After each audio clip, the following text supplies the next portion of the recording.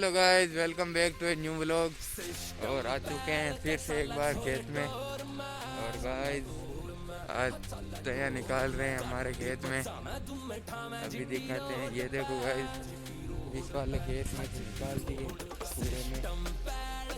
और गाइस दूसरा खेत है एक और, जहाँ पर अभी निकाल रहे हैं। अभी चलेंगे वहाँ पर और थोड़ी बहुत हम भी निकालेंगे। लाइक शेयर सब्सक्राइब कर दो गाइस। तो चलिए गाइस चलते हैं। तो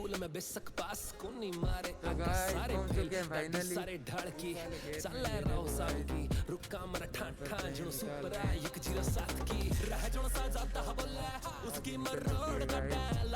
ये देखो आधी निकल चुकी है गाइस।